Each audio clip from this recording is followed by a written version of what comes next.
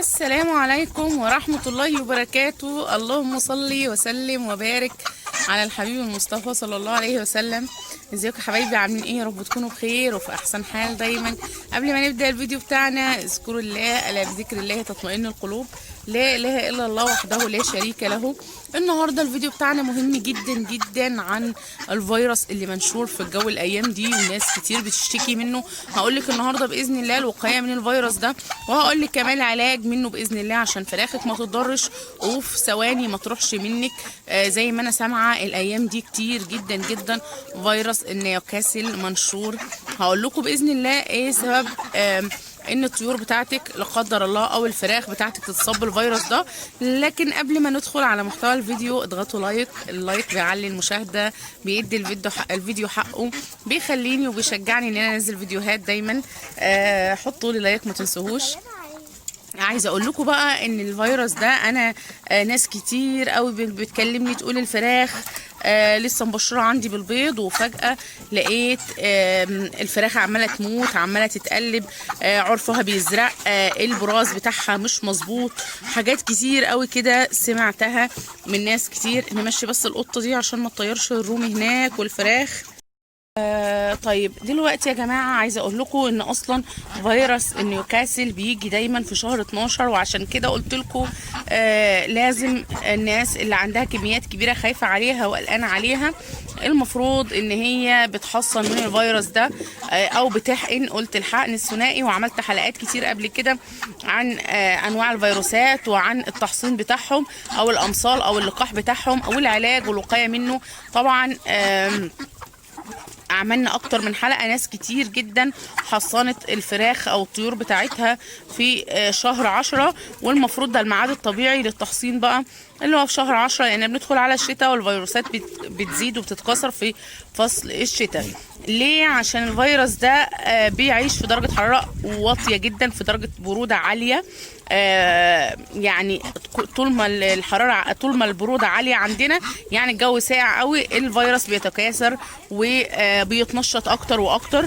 فعشان كده بيكتر في الشتاء، بيبقى كتير في الشتاء، بينتشر بسرعه جدا جدا في الشتاء، غير الصيف طبعا خالص، لان احنا طول الصيف طبعا خلاص بيبقى الجو حر قوي، فبيقتل اغلب الفيروسات بتتقتل او بتموت في فصل الصيف. طيب دلوقتي انا عايزه اقول لك ناس كتير بتكلمني تقول انا عندي انفلونزا الطيور، ده الفراخ جالها شوطه. ناس كتير من بره مصر بيكلموني يعني ايه الشوطه. الشوطه دي بتجمع جميع الفيروسات اللي بتأذي الطيور او بتموتها يعني. في ناس كتير ما تعرفش اسامي او ما تعرفش انواع الفيروسات. انا اتكلمت وعملت لكل فيروس حلقه قبل كده. هنتكلم النهارده تاني عن فيروس النيوكاسل. النيوكاسل ده فيروس خطير جدا جدا يا جماعه. الناس بتسميه روشه وناس بتسميه شوطه، ليه اسماء كتير جدا يعني حاجات بالبلدي كده، لكن هو اصلا ده فيروس نيوكاسل. تمام. طيب الرشه دي او النيوكاسل ده بيجي للفراخ بس؟ لا، بيجي للفراخ وبيجي للبط، بيجي للحمام، بيجي للرومي، يدمر الدنيا. تمام. يعني مثلا احنا الحمام عندنا ما بيجيلوش انفلونزا الطيور، لكن بيجي له نيوكاسل بيدمر الدنيا. نيوكاسل ده بيجي للرومي بيأثر عليه جدا جدا، او يعني بصوا هقول لكم اعراضه برضو او ايه بدايته. هو بيجي على 3 طرق في جسم الطيور. ايه هي ال3 طرق دي؟ اولا بيجي عن طريق تنفسي، يعني تلاقي فراخك بتعطس، فيها عطسه الاول في البدايه، بعد العطسه دي خلاص 3-4 ساعات بتلاقيه انتشر بطريقه رهيبه جدا. تلاقي الفرخ مش قادر ياخد نفسه، بيفتح بقه وبيقفل بقه على طول، مش قادر يتنفس خلاص. بعد كده بتقلب بمعوي، بتلاقي البراز بتاع الفرخ قلب للون الاخضر. على فكره ممكن يكون اخضر متماسك عادي جدا، اخضر متماسك، لون اخضر كاتم، يعني لون كاتم شويه، مش زي نزله البرد بيبقى الاخضر بتاعها اخضر فاتح وفي شويه ابيض، فده بنعرفه على طول نزله برد. بيجي يعني خلاص احنا قلنا بيجي عن طريق العطس، او بيجي عن طريق البراز، او بيجي عن طريق الجسم اللي هو لوي الرقبه. تحسي ان الفرخه بتاعتك او البطه بتلوي رقبتها يمين وشمال، او بتلف رقبتها بطريقه غريبه شويه، او على العظام، بيأثر على العظام، تلاقي الفرخه مش قادره تمشي على رجليها، بتنام على جنبها وبتتنطط، او الرومي او البط بيزحف، البط بيزحف فيه على بطنه، انما الفرخه تلاقيها ماشيه تتنطط كده، تنط مش قادره ترفع رجليها من الارض. عايزه اقول لكم اكتر حاجه بتقاوم الفيروس ده، هو طبعا بيصيب برضو البط الشرفان اللي هناك ده بيصيبه برضو، لكن اكتر حاجه بتقاوم الفيروس ده هو البط الشرفان ده. تمام. عايزه اقول لكم ان الفيروس ده بيتكاثر بطريقه رهيبه جدا جدا. يعني ايه؟ يعني انا ممكن النهارده ابص الاقي حاله عندي عرفها متغير، عرفها مزرق شويه، او مش قادره تمشي، او زي ما قلت لكم عندها عطس، او البراز بتاعها اخضر، فاطلع بعد ساعتين 3 او اطلع تاني يوم الاقي عندي 10 حالات تانيين يعني، فبتكاثر بطريقه رهيبه جدا. المفروض بقى، ودي اهم خطوه اهم من العلاج، ان انا اول ما اشوف اي حاله اصابه عندي، مش شرط يكون الفيروس ده بس، اي حاله اصابه عندي، فرخ مش مظبوط، فرخ عرفه مش مظبوط، البراز بتاعه متغير، شكل الفرخ كاشش كده واقف في جنب، مدلدل جناحين وعينه مدمعه او ورمه، اقوم عازله الفرخه او الحاله اللي بتظهر عندي فورا، اعزل الحاله اللي بتظهر عندي على الفور كده، ما سيبهاش بقى واتدلع واقول ده هي واحده هتخف طب اديها برشامه واسيبها، الكلام ده كله ماليش اي لازمه، يتعزل فورا. طيب عايزه اقول لكم بقى ان هو لو جه معوي ليه حاجه، ليه علاج معين، لو جه تنفسي ليه علاج معين، لو جه في الجسم ليه علاج معين. في الجسم اللي هو الظاهر الخارجي يعني. اول حاجه احنا قلنا الاول هنعزل المصاب، خلاص احنا عزلنا المصاب كده تمام. بعد ما عزلنا المصاب هنقوم جايبين شقاره جير او جير حي، واقوم رشه المكان كله تحت رجل الفراخ الصحيحه اللي عندي، وعلى الفور انزل رافع مناعه. لازم انزل رافع مناعه، لان جهاز المناعه لما بيبقى قوي جدا عند الطيور ما بتتصابش.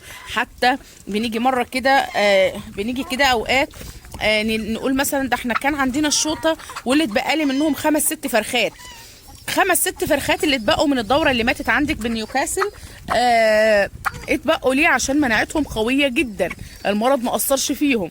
فلو فراخك كلها مناعتها قويه زي الفرخه او الفرختين او ال10 اللي عدوا عندك من الفيروس، فهتلاقيهم كلهم هيعدوا، هيبقوا كويسين جدا، مش هيأثر فيهم يعني.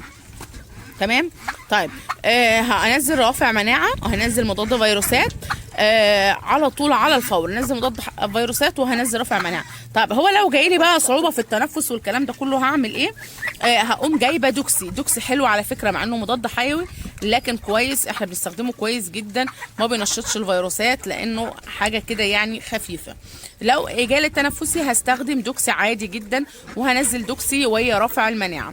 تمام. طيب هو لو جالي معوي برضو، لقيت البراز عندي مش مظبوط وحساه متغير ومش طبيعي والكلام ده كله، هقوم منزله كوليستين. برضو الكوليستين عادي جدا جدا انت تستخدميه وانت لا قدر الله في فيروس عندك في الطيور، يعني لو في فيروس في الطيور هستخدمه عادي جدا.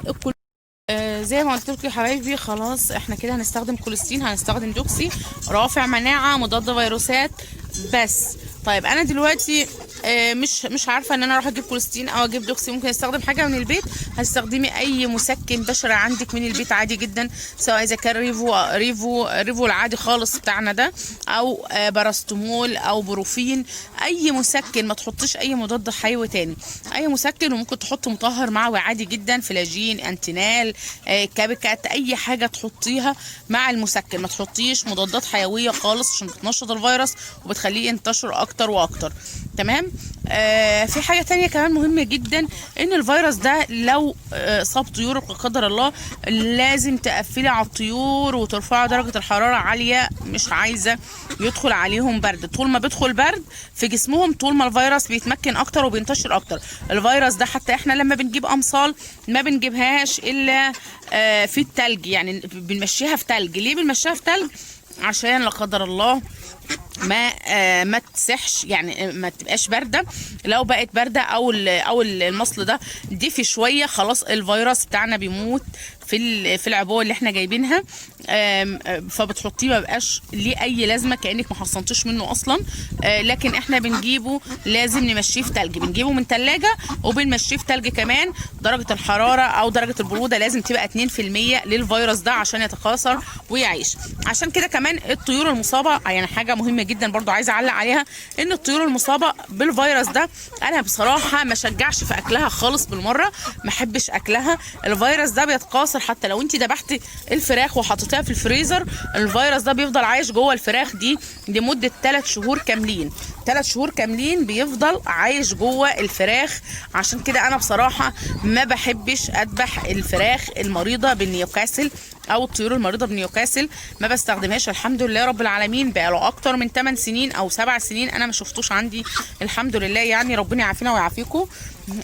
لكن كنت حابه برضو اتكلم عن الفيروس ده واقول لكم الوقايه منه. ما تعرضوش طيوركم للبرد، ما تعرضوش الطيور نزلات البرد او دخلت برد عليهم مباشر. لو هتطلعوا للطيور بدري ما تفتحيش الهواء عليهم، يعني افتحي دخلة الباب على قد دخلتك بس وادخلي واقفلي الباب وراكي، ما تعرضيش الطيور بتاعتك للهواء البدري، الهواء بتاع الصبح بدري ده. وكمان هواء بالليل برضو ما تعرضيش طيورك لهواء بالليل، الهواء الشديد اللي بيظهر بالليل ده برضو حاولي على قد ما تقدري قفلي على الطيور، خلي فيه نفس وخلي فيه تهويه.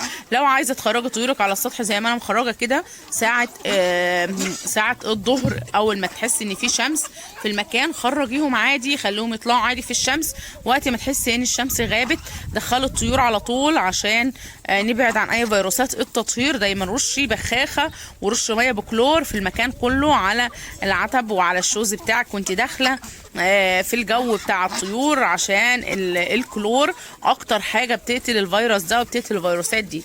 النهارده حبينا نتكلم عن الفيروس ده عشان الناس اللي ما استخدمتش الامصال. عايزه اقول لكم كمان احنا بندي امصال منه في العمر السابع، بندي هيتشنر زائد اي بي. الهيتشر زائد الاي بي او الهيتشنر زائد الاي بي ده بنديه عشان نيوكاسل، وبندي كولون تاني على عمر 18 يوم برضو عشان نيوكاسل، وبندي برضو اللاسوتا. كل الامصال دي طبعا بتقوي مناعه الفرخ، بتخليه ياخد مناعه من الفيروس ده. كمان عادي جدا ان انت كنتي تحقني طيورك زي ما انا قلت لكم كده في شهر 10 اللي فات، كان ممكن تدي حقن ثنائي اللي هو نيوكاسل مع انفلونزا، او تحقني نيوكاسل بس مفيش مشكله خالص. يا رب الفيديو يكون عجبكم النهارده. لو عجبكم الفيديو اضغطوا لي لايك وشير وسبسكرايب للقناه، اعملوا اشتراك في القناه وفعلوا الجرس عشان كل ما انزل فيديو جديد تشوفوه باذن الله. والسلام عليكم ورحمه الله وبركاته.